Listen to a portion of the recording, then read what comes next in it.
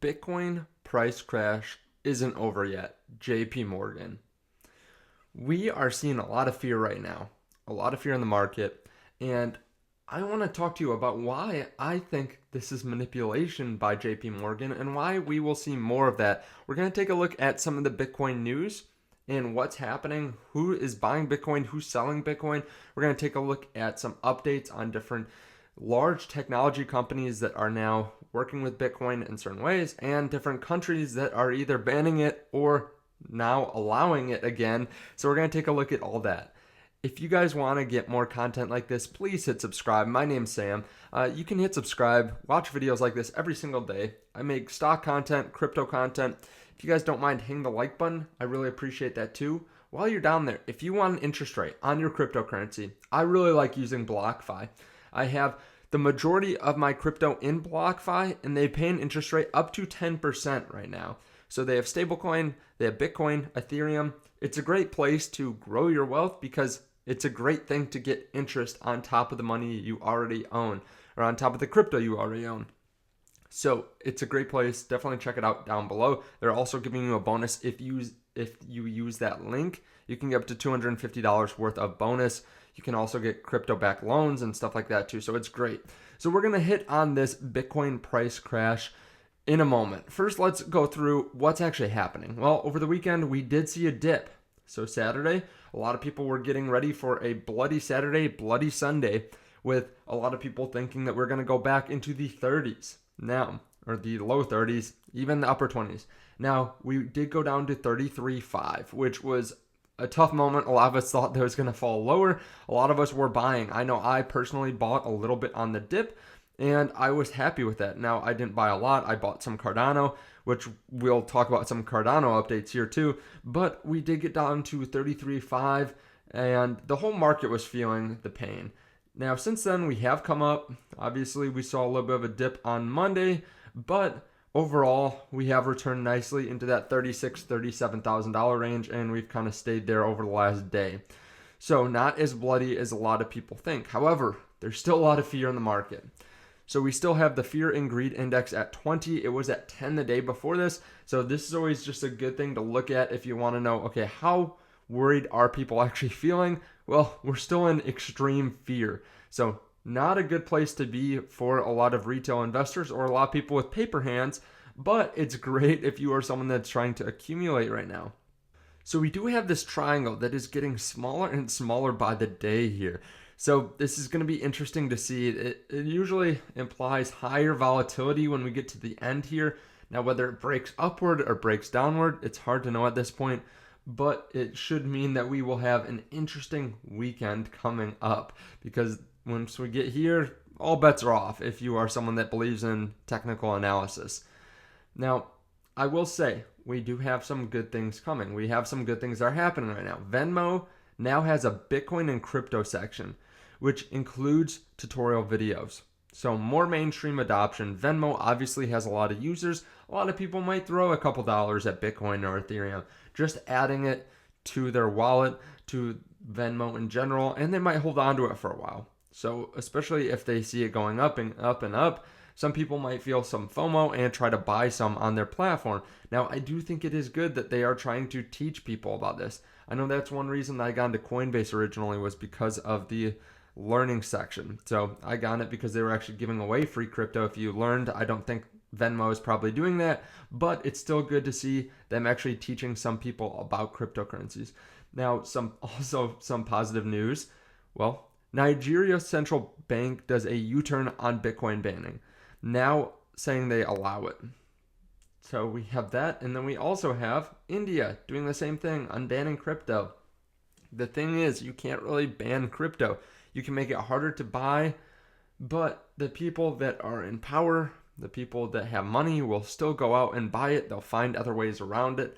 They will not sit there idly by watching Bitcoin go up year after year and not figure out a way to get into it. So you can try to ban it, but that almost gives it a much better reason to even have it in the first place because that shows that your government really doesn't want you to be able to do what you want to do with your own assets.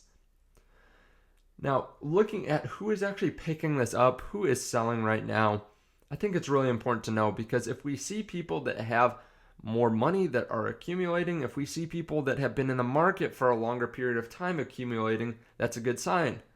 So we can see short-term holder supply peaks at all-time high. So they were obviously buying more all the way up into the 65s, and now they have been dumping this purple line here.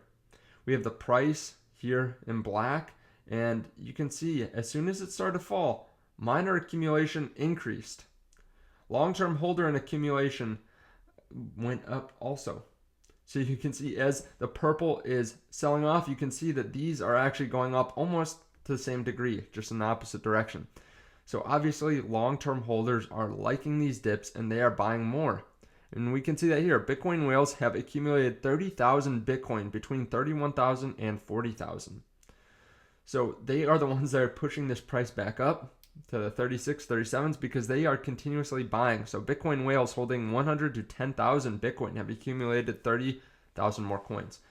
Now this starts to get pretty interesting. If we have, let's say, 50 million people that want to buy one Bitcoin, that can't happen.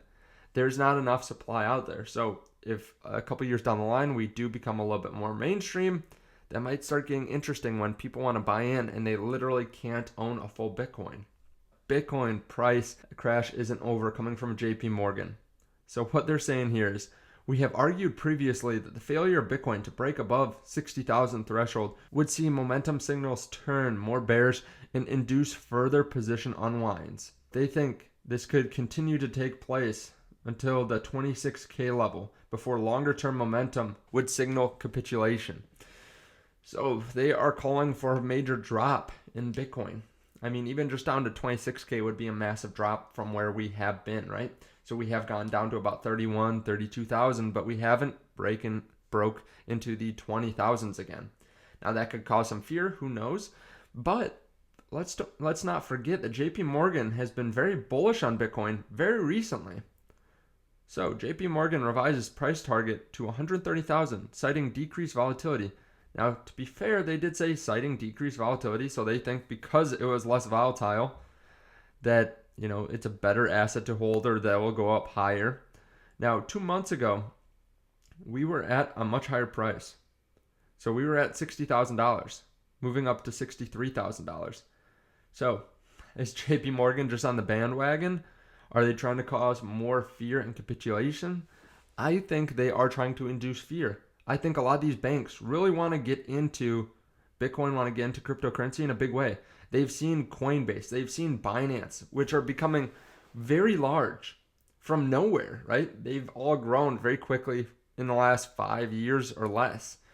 And they want a little piece of this. They've been around for, some of these banks hundreds of years, and they are not growing like some of these other cryptocurrency companies. They want to get in on it, but they don't want to get in on it at 60,000. They don't want to get in at 50,000. They want to buy in for 50% off. They'll be coming out, probably here in a couple months with ETFs or with different products for some of their clients. And they want to say that they got a good buy-in price. They want to say that they really got in at the bottom floor.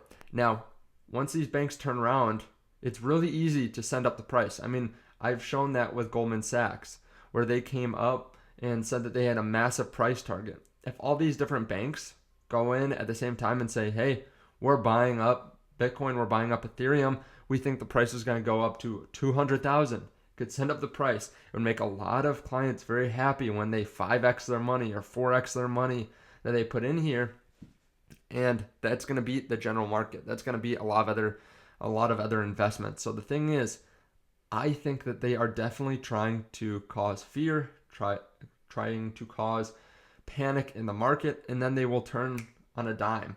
I mean, we've already seen that turning from bullish to bearish very quickly. Now, again, they cite that because the price was not fluctuating as much, that there is decreased volatility, that they were more positive about it. But to be fair, also, they were still seeing some volatility, right? We saw in a couple days it go up significantly from 52,000 all the way up to 60,000.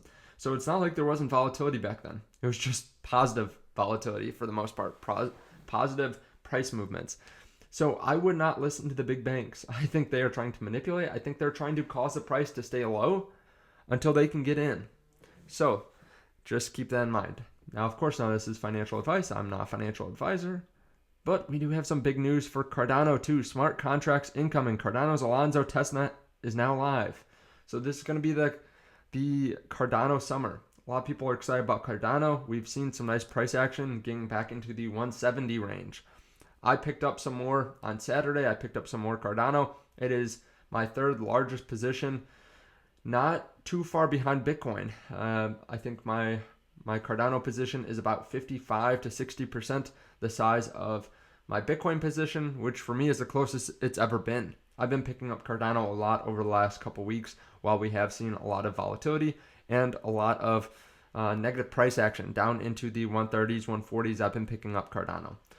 But let me know, what do you guys think about this down below? Are you excited for Cardano? Are you excited for Bitcoin? What do you think? Do you think we're going to see more fear in the market? Do you think we're going to see some positive price action coming up here in the next week? Are we going to break up upward, or are we going to break down and really force the price down over the next couple weeks after this weekend?